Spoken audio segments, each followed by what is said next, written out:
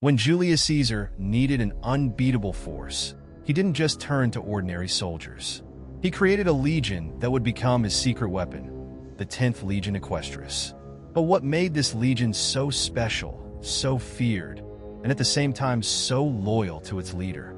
You might think that any Roman legion was powerful, but the 10th Legion was forged through brutal training, unwavering discipline, and a loyalty that few generals could ever hope to achieve. What if I told you that without this legion, Caesar's campaigns might never have reached the success we know today? Get ready to discover how Caesar forged this elite band of warriors and the tactics that turned the 10th Legion Equestris into Rome's most effective force. What you're about to see reveals the secrets of how a legion can become the backbone of an expanding empire. When Julius Caesar decided to form the 10th Legion Equestris, he knew it was not just about gathering soldiers. Caesar had a strategic goal: to create a force that was both lethal on the battlefield and loyal to his command above all else. In the context of the Roman Republic, where generals often struggled to secure the loyalty of their troops, Caesar's vision was innovative. He chose to recruit soldiers primarily from Hispania, a region he considered rich in fighters with the potential to form an elite legion. The selection of these men was not random. Caesar sought specific characteristics that would help him shape the 10th Legion into a unique unit. He wanted warriors who were already familiar with combat, but also individuals with an open mindset to the extreme discipline he would demand. The title Equestris was a key element in this formation, as it designated that the men of the 10th Legion had the ability to fight both on foot and mounted, something rare and strategic at the time, offering mobility and adaptability. The political context also strongly influenced the creation of the legion. Caesar was eyeing the campaigns he wished to lead, especially in Gaul, and he knew he would need a reliable and cohesive force. The 10th Legion was shaped to be that force, not just an ordinary troop, but a group he could command without question. He began to invest personally in the training and organization of the legion, creating a direct bond with the soldiers. The choice of his centurions and officers was as careful as that of the legionaries themselves. This unique formation of the 10th Legion began to generate rumors in Rome and among the other legions. The early feats of these men in their first battles captured attention, creating an aura of invincibility around them. The way Caesar personally led the legion helped enhance this reputation, while he simultaneously cultivated the personal loyalty of the soldiers through rewards, public praise, and promotion opportunities. By the end of this formation process, the 10th Legion Equestris was already established as a distinguished force within the Roman army. Caesar had not just created another legion, he had given life to a secret weapon, forged to execute his expansionist ambitions. What started as a strategic project quickly became the backbone of his future campaigns. The training of the 10th Legion was relentless. Caesar knew that to transform ordinary men into a formidable force, they needed to endure more than the hardships of battle. They had to be prepared for any physical and psychological adversity. The training involved forced marches that could last for days, carrying heavy armor and equipment without adequate rest. This not only increased the physical endurance of the men, but also strengthened their mental discipline, eliminating any trace of weakness. In addition to the marches, the soldiers underwent constant hand-to-hand combat exercises, both on foot and mounted, as was expected of a legion with the title Equestris. They practiced daily with wooden weapons that were heavier than the real weapons they would use in combat. This grueling practice served to sharpen the skills and strength of the legionaries while preparing them to face the physical pressure of an actual battle. Caesar wanted his men to be ready to fight even under the worst conditions, whether surrounded or outnumbered. Discipline was another essential pillar of the training. Any disobedience, no matter how small, was punished severely. The 10th Legion could not afford to be an undisciplined unit, and Caesar made it clear that any failure to follow orders would have serious consequences. However, this discipline was not purely punitive. The legionaries knew that Caesar led with fairness, and that his orders, no matter how strict, always aimed at the success of the legion as a whole. This fostered a sense of mutual trust between the leader and the soldiers. Another aspect that set the training of the 10th Legion apart was the mindset of never retreating. Caesar instilled in his men the idea that surrender was not an option. They were trained to fight to the end, and this unbreakable mentality often unsettled their enemies, who did not expect such fierce and determined resistance. Each battle was seen as a definitive test of their loyalty and strength, and the fear of dishonoring the Legion or their leader was a constant motivator.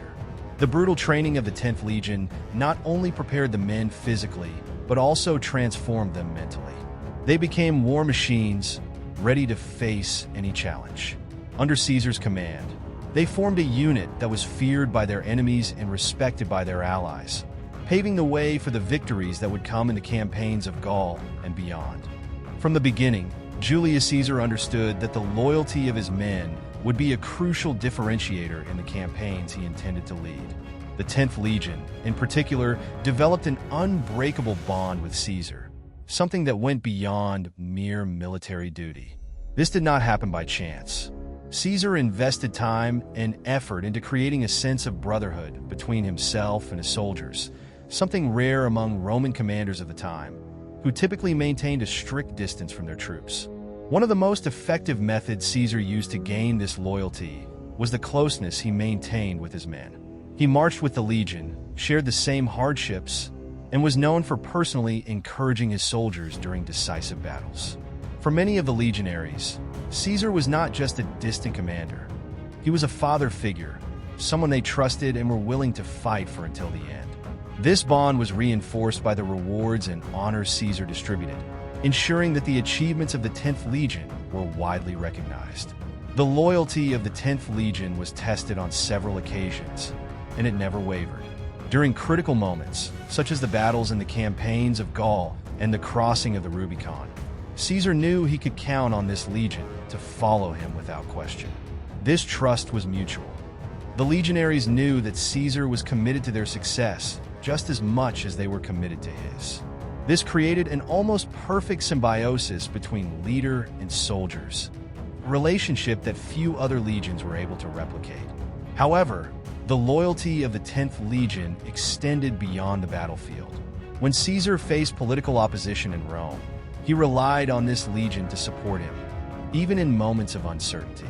This degree of mutual trust transformed the 10th Legion into something much more than just a military force. They were the guardians of Caesar's ambitions.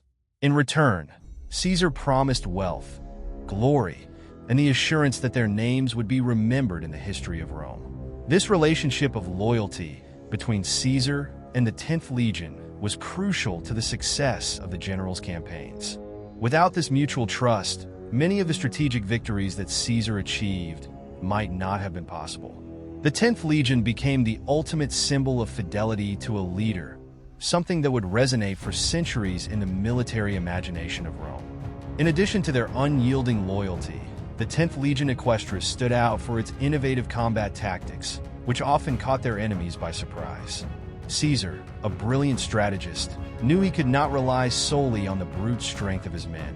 He needed intelligent and flexible maneuvers. One of the first innovations was using the Legion both as infantry and cavalry. This allowed the 10th Legion to adapt to different terrains and battle circumstances, which proved decisive in clashes against Gallic tribes or other armies with more conventional tactics. Flexibility was a hallmark of Caesar's tactics.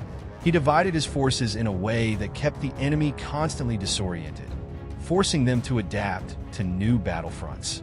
The 10th Legion, with its ability to operate both mounted and on foot, frequently played crucial roles in these maneuvers. The legionaries were trained to change formation quickly, allowing the legion to be employed in both rapid and devastating attacks, as well as in long sieges, where endurance and discipline were tested to the limit. Another innovative tactic that Caesar introduced with the 10th Legion was the use of smaller units assigned to specific missions, such as ambushes or reconnaissance. He understood that the battlefield was fluid, and by strategically dividing his troops, he gained an advantage over enemies who still relied on rigid and predictable formations. This approach made the 10th Legion a highly versatile weapon, capable of facing both more traditional enemies and the armies of barbarian tribes that employed less orthodox tactics. The use of mobile fortifications was also a highlight of Caesar's strategy. He often ordered the 10th Legion to construct temporary forts during campaigns, providing a defensive advantage and creating a secure base of operations in hostile territory. This ability to improvise fortresses set the 10th Legion apart, as its legionaries became masters of military engineering, building fortified camps quickly and efficiently, even under the pressure of a nearby enemy. These innovative tactics ensured that the 10th Legion Equestris was not just another unit in the vast Roman army, but a formidable and adaptable force capable of dominating any combat situation. Under Caesar's command, they learned to fight in ways that bewildered their adversaries and secured decisive victories in battles that many would have deemed lost.